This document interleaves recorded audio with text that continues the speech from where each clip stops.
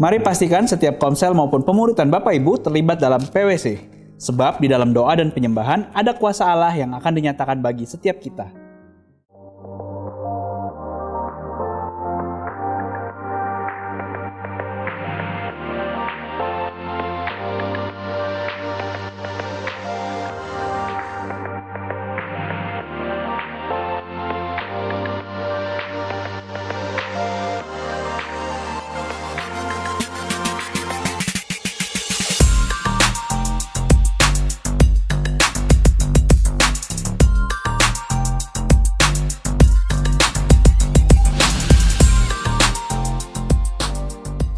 Bagi Anda yang membutuhkan doa dan konseling, dapat menghubungi kami di 0812 8878 9468.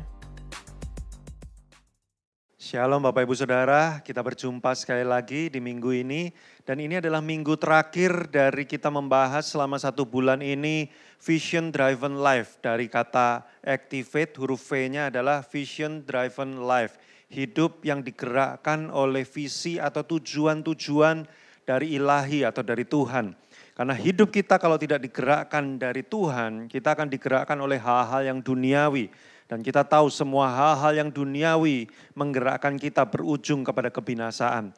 Tapi tujuan dari Tuhan menggerakkan kita kepada kehidupan yang kekal. Nah 1 bulan ini kita sudah belajar tentang Vision Driven Life dan saya akan mengakhirinya di minggu ini dengan sebuah khotbah berjudul melukis gambar Allah. Wah, mungkin beberapa di antara Bapak Ibu bingung ya. Apa maksudnya melukis gambar Allah? Selama 30 menit ke depan saya akan jelaskan Bapak Ibu sesuatu yang penting sekali. Bagaimana kehidupan kita itu seperti ibaratnya melukiskan gambaran Allah untuk orang-orang di sekitar kita. Nah saya akan mengawalinya dengan satu sosok yang Anda lihat di screen Anda, di layar Anda. Saya munculkan satu tokoh namanya Barack Obama. Which is tokoh ini sudah sangat terkenal dan familiar sekali karena pada waktu Barack Obama dipilih menjadi presiden Amerika, itu adalah salah satu pemilihan presiden yang cukup fenomenal menurut saya dan menurut banyak pakar. Mereka berkata ini sebuah kejadian yang historical, ya, mengukir sejarah. Kenapa? Karena untuk pertama kalinya Amerika memiliki seorang presiden berkulit hitam. Which is kita tahu sekali bahwa di Amerika warna kulit terutama orang-orang berkulit hitam itu sampai detik ini masih menjadi sebuah isu sosial maupun juga isu politik yang sangat kental sekali. Maka ketika ada satu orang presiden berkulit hitam menjadi pemimpin atas negara yang cukup mempermasalahkan orang berkulit hitam, itu sebuah terobosan, itu sebuah breakthrough. Dan yang menarik adalah ketika upacara pelantikan perayaan ya selebrasi Barack Obama, lalu kemudian ada beberapa keluarga berkulit hitam yang juga turut menyaksikan acara itu. Lalu ada satu anak kecil dari keluarga berkulit hitam ini, dia ngomong sama mamanya begini, "Mah, aku nanti kalau besar aku mau jadi presiden seperti dia." Lalu kemudian mamanya bilang, "Ya nak, kamu akan bisa melakukannya." Kenapa ibu ini berkata kepada anaknya kalimat, "Iya, kamu akan bisa melakukannya." Jika itu diucapkan sebelum Barack Obama terpilih menjadi presiden, di tahun-tahun sebelumnya dan di generasi-generasi sebelumnya, mungkin orang tuanya akan berkata kepada anaknya begini, "Ya mimpi itu bagus sih ya, tapi kayaknya susah deh ya kalau di Amerika ya, karena kulitmu warnanya hitam." Bapak Ibu Saudara, beberapa di antara kita pasti memahami cerita ini. Kenapa? Karena kalau kita belum pernah melihat ada orang yang bisa melakukannya, kita tidak percaya bahwa kita bisa melakukannya. Barack Obama menjadi sebuah gambar, menjadi sebuah representasi, menjadi sebuah image gambaran bahwa ada sesuatu yang bisa dilakukan yang sebelumnya tidak pernah bisa dilakukan. Barack Obama menjadi sebuah gambaran optimisme bahwa orang berkulit hitam ternyata bisa menjadi presiden di Amerika. Nah, kenapa saya membuka dengan cerita tentang Barack Obama ini? Karena kenapa Yesus turun ke bumi, turun ke dunia? Salah satunya karena dia merepresentasikan gambaran Bapa, gambaran Allah di surga. Dia menjadi sebuah gambaran dari Tuhan Allah yang mungkin sampai hari ini kita tidak pernah bisa lihat sosoknya seperti apa. Tapi Yesus sengaja menjadi manusia dan dia adalah manusia yang merepresentasikan dari Bapa itu sendiri. Kita baca ayatnya di Ibrani 1 ayat yang ketiga. Dikatakan di dalam Ibrani 1 ayat yang ketiga bunyinya begini. Ia ini adalah Yesus. Yesus adalah cahaya kemuliaan Allah. Ingat-ingat kata cahaya. Karena nanti akan saya bahas tentang terang dan cahaya. Yesus adalah cahaya kemuliaan Allah dan gambar wujud Allah. Dan menopang segala yang ada dengan firman-Nya yang penuh kekuasaan. Ayat ini menunjukkan dengan jelas bahwa Yesus adalah gambar dari Allah. Makanya waktu murid-muridnya bertanya kepada Yesus, Bapak itu kayak apa sih Yesus? Tunjukkanlah Bapak itu kepada kami. Kami pengen lihat kayak apa yang kamu ceritakan. Bahwa Bapak itu mengasihi, bahwa Bapak itu menerima semua orang. Bahwa Bapak itu siap memberikan apapun demi menyelamatkan kita. Kayak apa Bapak itu? Wah, kita baca ayatnya ya. Di Yohanes 14 ayat 9. Kata Yesus kepadanya, jadi setelah muridnya bertanya ya, kayak apa Bapak? Tunjukkan Tuhan itu seperti apa? Tunjukkan Allah Bapak itu seperti apa? Ayat 9 dari Yohanes 14, kata Yesus kepadanya, telah sekian lama aku bersama-sama kamu Filipus, namun engkau tidak mengenal aku? Barang siapa telah melihat aku, ia telah melihat Bapa. Kenapa? Karena Yesus itu gambar dari Bapa. Yesus itu representasi dari Bapa. Jadi orang kalau lihat Yesus, dia melihat Bapa. Kalau dia lihat, pengen tahu karakter Bapa itu seperti apa, lihat aja karakternya Yesus. Kalau pengen tahu Bapa itu mengasihi sebesar apa kepada manusia, lihat aja kasihnya Yesus kepada manusia. Nah ini dia maksudnya. Barang siapa telah melihat aku, ia telah melihat Bapa. Bagaimana engkau berkata, tunjukkanlah Bapa itu kepada kami. Saudaraku, Yesus dengan sengaja hadir di muka bumi ini untuk menunjukkan kepada kita sebuah gambaran. Bukan cuma gambaran Bapa saja, tapi juga gambaran bagaimana hidup di dalam kerajaan Bapa itu. Bagaimana hidup di dalam kerajaan Allah itu. Makanya saya mau katakan Bapak Ibu Saudara, kita tidak akan pernah bisa melakukan atau menjadi sesuatu yang kita tidak pernah lihat sebelumnya. Kita bingung bagaimana sih mengasihi orang. Bagaimana sih kita mesti mengasihi orang yang bandel banget. Ya. Mungkin para PKS, pemurid-pemurid udah stres ya ngurusin jiwa-jiwa di Komsel ya. Dan kita mulai bertanya, bagaimana mungkin aku bisa mengasihi orang-orang ini? Lihat Yesus. Ya. Dia disalibkan oleh orang yang dia kasihi. Orang yang dia mau selamatkan, itu yang menyalibkan dia. Tapi dia berkata begini di atas kayu salib. Ampunilah mereka, karena mereka tidak tahu apa yang mereka perbuat. Kita lihat gambar itu, kita jadi ngerti, oh kayak gitu caranya. Coba kalau Yesus tidak lakukan seperti itu, kita gak punya gambaran yang namanya kasih itu seperti apa. Yang namanya ngampunin itu kayak apa.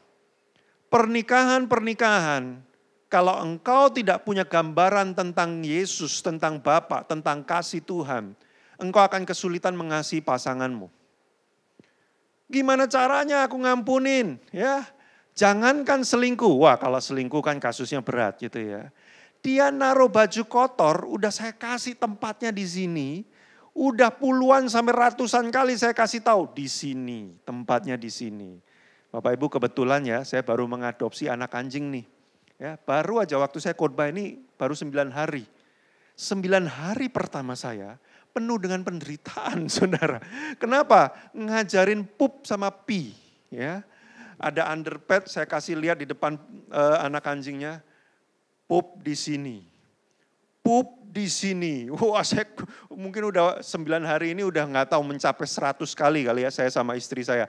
Pup di sini. Pup di sini, tetap aja pupnya masih meleset saudara. Ya kan? Mungkin pasanganmu, ya bukan kayak anak anjing sih ya. Tapi udah dikasih tahu ratusan kali. Baju kotor taruh sini. Baju kotor taruh sini. Tapi meleset lagi. Ya kan? Jangankan selingkuh, kayak gituan aja. Kita ngampunin susah kan? Tanda kita susah ngampunin apa? Kalau ketemu orang lain kita cerita-ceritain. Tahu nggak suami gua itu nggak bisa bedain ya. Keranjang untuk baju kotor sama baju bersih nggak bisa bedain. Dia meleset terus, kita ceritain terus, tanda kita belum mengampuni. Ya kan? Susah, tapi kalau kita lihat Yesus, kita lihat Allah Bapa. Bangsa Israel itu bandelnya kurang apa sih? Udahlah bandelnya udah luar biasa dari generasi ke generasi, udah ditolong, udah dibenerin, nggak tobat-tobat, bikin kesalahan terus. Tapi Tuhan bilang begini, aku tetap sayang. Nanti di akhir zaman aku sisihkan juga ada orang Israel yang khusus diselamatkan. Gila nggak saudara? Kita melihat gambaran itu dari siapa? Dari Yesus. Nah kalau kita nggak lihat Yesus, kita nggak akan bisa lakukan. Engkau tidak bisa melakukan sesuatu atau tidak bisa menjadi seseorang yang engkau tidak pernah lihat. Anak kecil tadi berkata begini, aku suatu hari akan menjadi presiden. Kenapa dia bisa bilang begitu?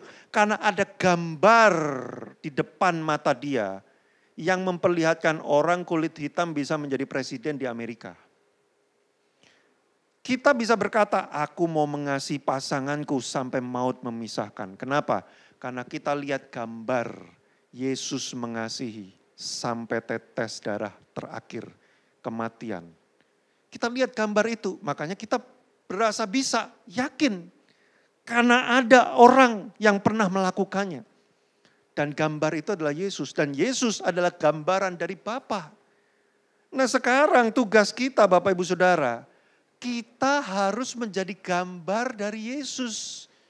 Bukankah mimpi orang Kristen di seluruh dunia adalah menjadi serupa Kristus? Maka tugas kita adalah menjadi gambar buat anak kita, gambar buat teman kita, gambar buat pasangan kita, gambar buat rekan kerja kita, gambar buat tetangga kita, gambar buat sekeliling kita yang menggambarkan Kristus. Karena waktu kita menggambarkan Kristus, dengan otomatis kita sedang menggambarkan Allah Bapa. Mari kita baca ayatnya Matius pasal yang kelima, ayat 14 sampai ke 16. Ingat, tadi Kristus adalah cahaya kemuliaan ya ayatnya tadi ya. Nah sekarang Matius 5.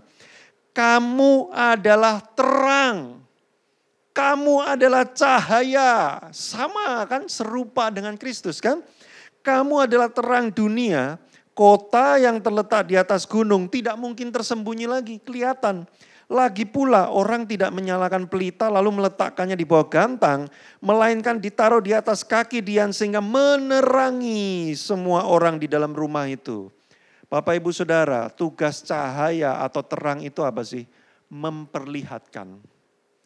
Tadinya semuanya gelap, gak kelihatan apa-apa. Bapak Ibu Saudara, tahukah engkau bahwa dunia hari-hari ini sedang gelap? Kita ini gak pernah lihat lagi yang namanya persahabatan teman sejati itu kayak apa sih? Saya barusan saja lihat story di Instagram ya, ada orang pasang di story-nya, lalu kemudian video singkat orang itu bilang begini, saya udah gak tahu lagi yang bedanya teman sama musuh itu apa. Karena sekarang semua teman-teman saya kadang-kadang mengkhianati saya, terus kadang-kadang orang yang saya anggap musuh nolongin saya tuh udah bingung sekarang. Yang namanya teman itu yang mana sih? Saudara, dunia gelap. Yang namanya pertemanan sejati itu apa? Yang namanya cinta itu apa? Karena pernikahan semuanya pada cerai-ceraian sekarang. Ya, tokoh-tokoh yang kita kagumi cerai juga. Dunia gelap, kita nggak bisa lihat mana yang benar, mana yang salah. Karena tidak ada gambar pernikahan yang sejati seperti apa rupanya. Enggak ada gambar parenting orang tua yang mengasihi benar itu kayak apa. Enggak ada gambar yang namanya pemimpin yang melayani itu seperti apa. Gelap semuanya. Tugas kita menjadi terang, cahaya untuk ngasih lihat ini loh gambarnya. Saudaraku, itulah panggilan kita. Menjadi cahaya kemuliaan dari Kristus itu sendiri. Makanya 1 Yohanes 4 ayat 12 sampai 13 mengatakan, tidak ada seorang pun yang pernah melihat Allah.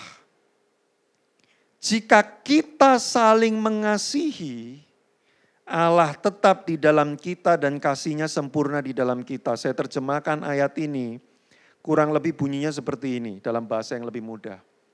Orang tuh gelap tentang Tuhan, nggak tahu Tuhan tuh kayak apa. Gelap, nggak kelihatan Tuhan tuh kayak apa. Tapi jikalau kita saling mengasihi, seperti lampu menyala jreng, tiba-tiba kelihatan gambar Tuhan tuh kayak apa. Lihatnya dari siapa? Dari Anda, Bapak Ibu Saudara. Anak-anakmu bagaimana cara mereka bisa melihat Tuhan?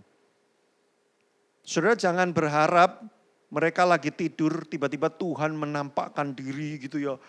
Bangun. Wah itu bisa teriak-teriak semua itu anak-anakmu. Ya. Mungkin ada yang kayak gitu ya, tapi jumlahnya sedikit sekali.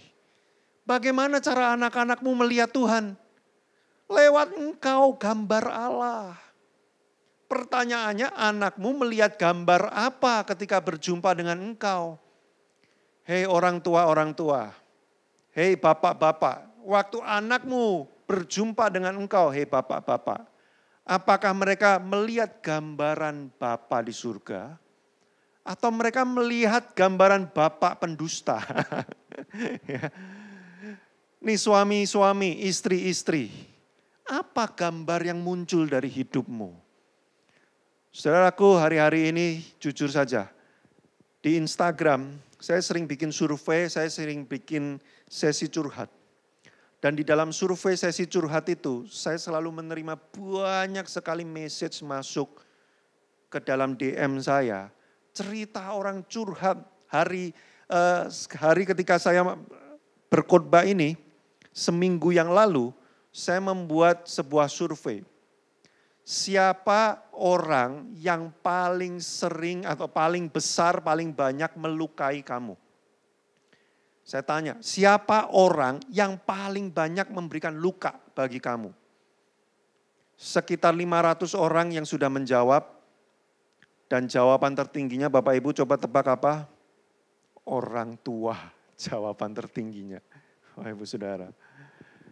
Makanya kalau kita doa Bapa kami itu kan Yesus ngajarinya gini. Bapa kami yang ada di surga. Doanya gitu. Kenapa? Karena kadang-kadang Bapa kami yang ada di dunia tidak menggambarkan Bapa kami yang ada di surga. Jadi kalau doanya cuman Bapa kami gitu doang, nggak ditambahi yang ada di surga, nanti orang bisa berhenti berdoa. Karena dia lihat bapaknya yang di dunia kok kayak begini gambarannya. Saudaraku, nomor 1 orang tua. Dan saya sengaja munculkan di slide beberapa curhatan mereka Bapak Ibu. Ini real, ini saya nggak bikin-bikin. Dan jumlahnya yang masuk ratusan, saya nggak bisa masukin semua. Kalau saya masukin semua, saudara akan mengerikan sekali. Saya pernah bikin survei apa trauma terbesar dalam hidupmu, itu yang masuk ratusan jawaban. Dan itu ngeri-ngeri sekali saudara.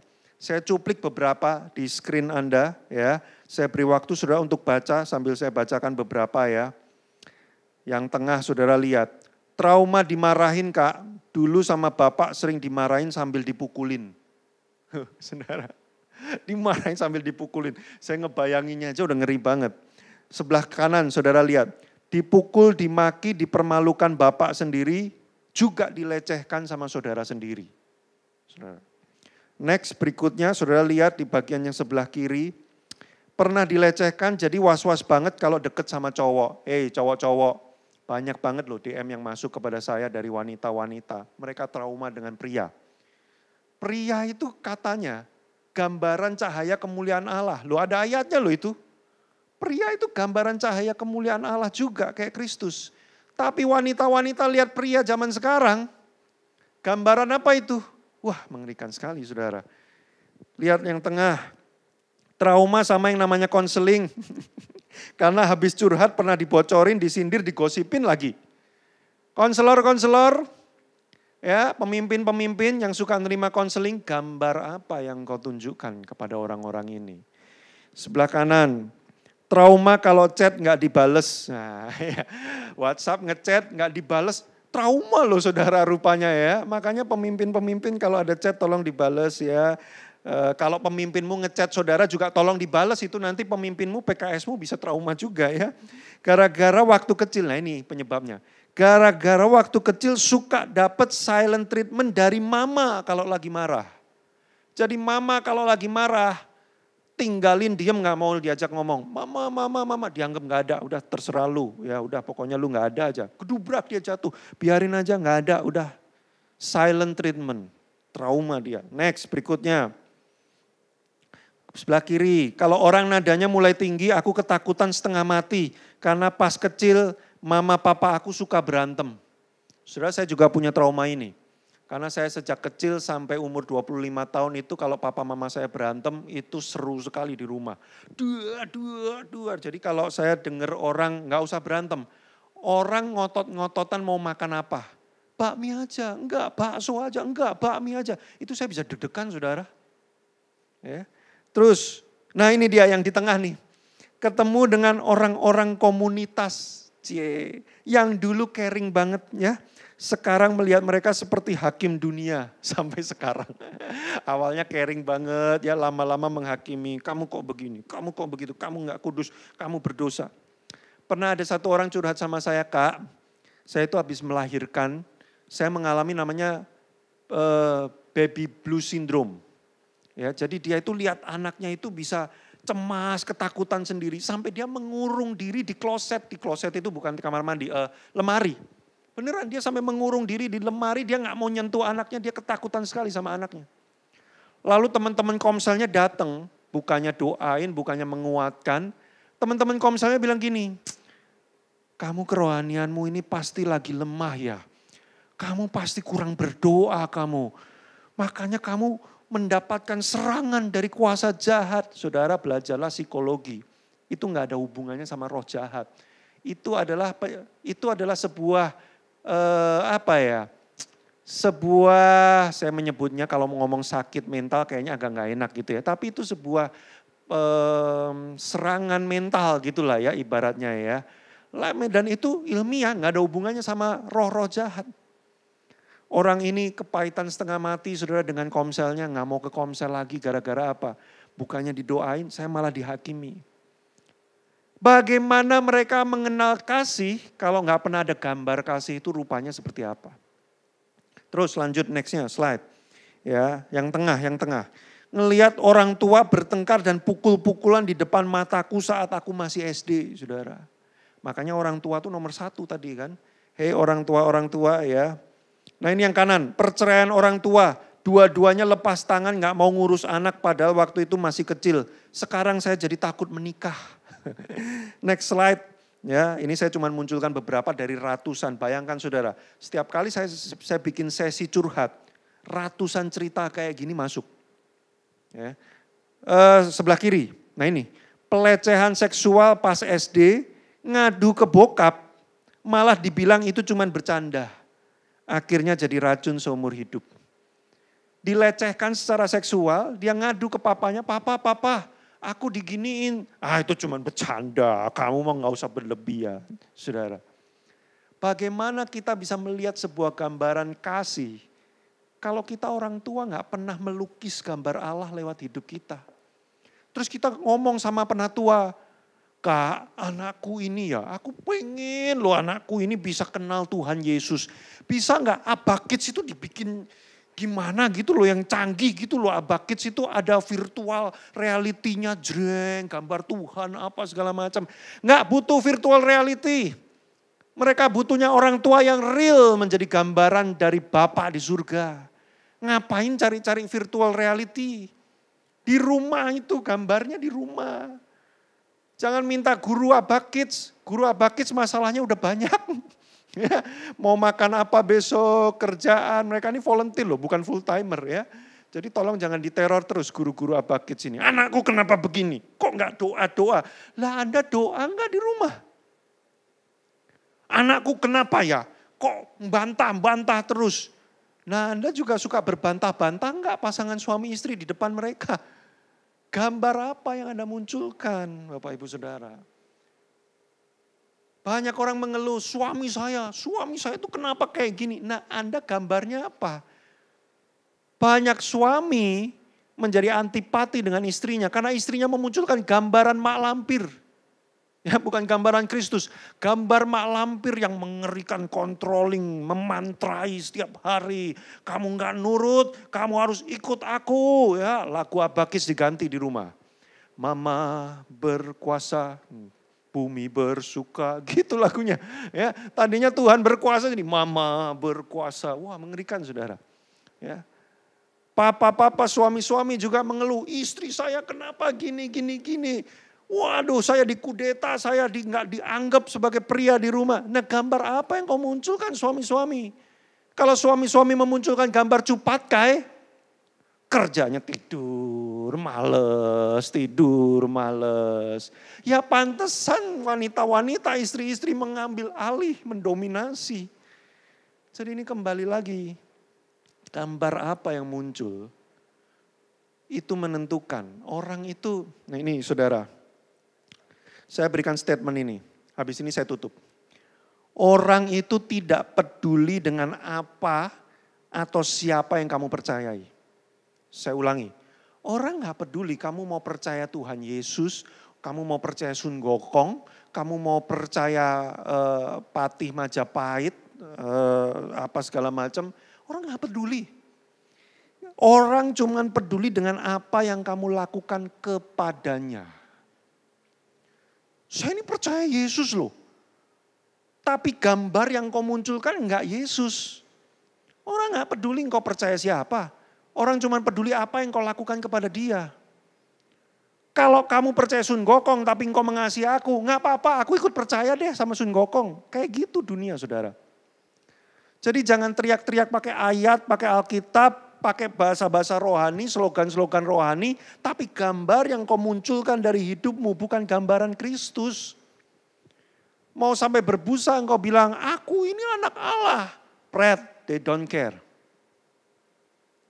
Yang gua lihat, lu gambarin gua tiap hari. Yang gua lihat, lu selingkuh. Yang gua lihat, engkau gak setia. Yang gua lihat, engkau ngemplang duit gua gak balikin. Lu mau percaya Yesus, lu mau percaya Sun Gokong, lu mau percaya Cupat, kayak I don't care. Yang penting balikin duit gua. Karena itu gambar yang kau munculkan. Saya tutup dengan satu cerita yang lagi heboh hari-hari ini ya. Lionel Messi. Heboh kenapa? Karena akhirnya dia pindah dari Barcelona. Terpaksa pindah. Ya, ini buat yang suka bola ya. Dia tidak menginginkan pindah. Dia terpaksa pindah. Karena regulasi, aturan main. Saudara, Lionel Messi setiap kali dia mencetak gol. Nih di screen Anda lihat. Tiap kali dia habis nyetak gol, dia selalu angkat jari ke atas. Beberapa orang berpikir, wah Lionel Messi rohani loh ya. Dia mempersembahkan golnya untuk Tuhan. Bukan. Dia mempersembahkan golnya untuk his grandma, neneknya namanya Celia. Dia sering panggilnya namanya Grandma Celia. Tiap kali dia cetak gol, dia selalu mempersembahkan gol itu untuk Grandma Celia. Sejak pertama dia masuk ke dalam klub sepak bola sampai sekarang. Sudah 900 sekian permainan dia lakukan, pertandingan 900 sekian, dia mencetak 80% dari angka penampilannya. Saudaraku, semuanya dari gol-gol itu, 700 sekian gol, dipersembahkan untuk Grandma Celia. Kenapa kok bisa begitu? Jadi ceritanya waktu kecil, jadi Grandma Celia ini meninggal waktu Lionel Messi umur 11 tahun. Jadi masih kecil sekali. Tapi waktu Messi lebih kecil lagi, jadi Grandma ini ngelihat Messi ini udah seneng banget sepak bola. Dan Grandma Celia selalu ngomong, kamu pesepak bola yang hebat. Kamu pasti jadi pesepak bola handal. Orang tuanya Messi aja nggak sampai segitunya. Tapi Grandma Celia ini terus memastikan dan ngomong sama semua orang di sekitarnya ngomong begini. Anak ini pasti jadi superstar. Anak ini pasti jadi jagoan main sepak bola. Lalu satu ketika dokter mendiagnosa bahwa Lionel Messi defisit sebuah hormon tertentu yang membuat perkembangan tubuhnya nggak bisa tambah lagi. Dan dia akan tetap jadi orang yang kecil postur tubuhnya. Nah ketika berita itu mulai masuk, semua klub di kotanya nggak mau terima Lionel Messi lagi. Mereka bilang begini, pemain sekecil ini ya ditabrak langsung jatuh lah. Udahlah ini posturnya nggak bisa untuk main sepak bola. Sampai Messi ditolak di mana-mana. Tapi Grandma Celia bilang begini, enggak apa-apa, main terus sepak bola, kita akan carikan klub untuk kamu. Jadi Grandma Celia percaya walaupun sudah dapat kabar dan vonis bahwa Messi tidak akan bertumbuh besar lagi badannya dan gak bisa main sepak bola. Tapi Grandma Celia tetap ngomong begini, kamu akan jadi pemain sepak bola jagoan. Ayo terus latihan. Lalu satu ketika Grandma Celia mengajak keliling ke klub-klub dan dia ditolak semua, gak ada yang mau terima. Lalu Grandma Celia ngomong sama Messi begini, Messi, kita cari klub yang paling hancur aja di kota ini. Loh, kenapa? Kok kita cari klub yang paling jelek? Ya, kita cari klub sepak bola yang paling jelek, lalu kita ngelamar kamu untuk masuk ke sana. Loh kok gitu Grandma? Lalu Grandma ngomong begini, karena klub yang paling jelek, paling membutuhkan pemain terbaik. Nggak mungkin ditolak kalau ada pemain terbaik. Gila nggak saudara Grandma Celia ini? Singkat cerita, akhirnya si Messi ini diterima oleh Barcelona, dibiayai untuk semua urusan medisnya, dan Barcelona entah apa yang ada di pikiran pemimpinnya waktu itu, invest kepada Messi. Dan kita melihat sekarang salah satu pemain paling hebat, sepak bola terhebat sepanjang masa. Salah satunya Lionel Messi. Saudaraku, apa maksud dari cerita ini? Yang saya coba sampaikan kepada Bapak Ibu Saudara adalah begini. Tidak akan ada Lionel Messi sekarang yang sanggup bermain sejenius itu dan sehebat itu. Kalau dia tidak pernah melihat gambar optimisme dari Grandma Celia. Grandma Celia melukis optimisme lewat hidupnya. Dan the little Messi, Messi kecil itu melihat terus gambar optimisme itu. Walaupun sekelilingnya berkata nggak bisa jadi pemain sepak bola, kamu payah apa segala macam. Tapi tiap dia lihat Grandma Celia, dia lihat bisa. Itu gambar yang dia lihat lewat neneknya. Makanya tiap kali dia nyetak gol dia ingat, wih karena Grandma Celia aku bisa mencetak gol ini. Maka pertanyaan kita hari ini loh, anakmu lihat gambar apa dari engkau? Pasanganmu lihat gambar apa dari engkau? PKS, orang-orang di Komselmu lihat gambar apa dari engkau? Hei anggota-anggota Komsel, PKSmu lihat gambar apa dari engkau? Apakah kita semua melukis gambar Allah dari hidup kita? Orang gak peduli, kita mau haleluya, halelupa, amitava atau whatever. Orang gak peduli. Yang orang lihat itu adalah begini loh. Kamu lakukan apa? Gambar apa yang kamu munculkan? Aku akan lihat gambar itu. Kalau gambar itu seperti cahaya yang menerangi duniaku yang gelap, aku ikut engkau. Tapi kalau gambaranmu membuat duniaku menjadi lebih kelam, mau haleluya sekalipun, aku akan tinggalkan engkau. Saudara, Yesus adalah cahaya kemuliaan Allah. Dan kita dikatakan terang dunia, serupa seperti Kristus. Saatnya kita hidup menjadi gambar dan rupa Allah.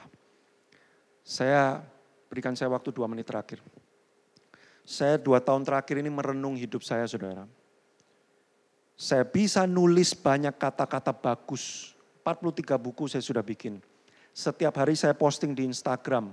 Sampai hari ini sudah 1.700 postingan selama 3 tahun, 4 tahun terakhir. Sudah setiap hari, hampir setiap hari saya posting.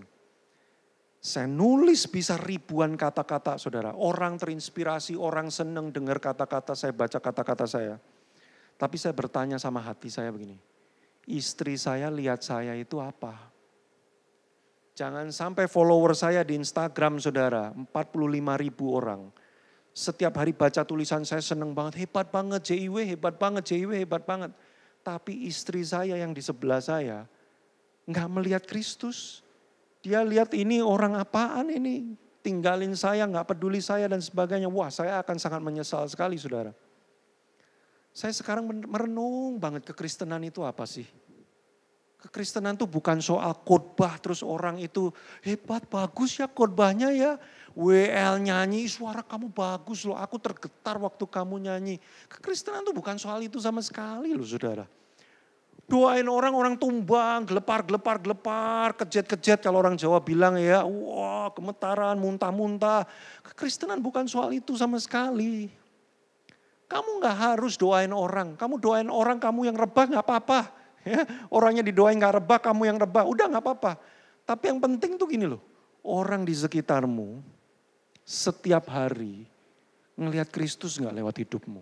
Karyawanmu, teman kerjamu, teman sekolahmu, semua yang bersentuhan ngobrol dengan engkau. Lihat Kristus enggak? Kalau enggak, sia-sia kita menjadi orang Kristen. Terutama orang tua, saya titipkan kepadamu. Hal terbesar yang bisa merusak kehidupan seseorang adalah lewat orang tua. Kalau engkau mau anakmu mengenal Kristus, jangan andalkan guru sekolah minggu. Engkau yang harus menjadi gambaran dan rupa Bapa.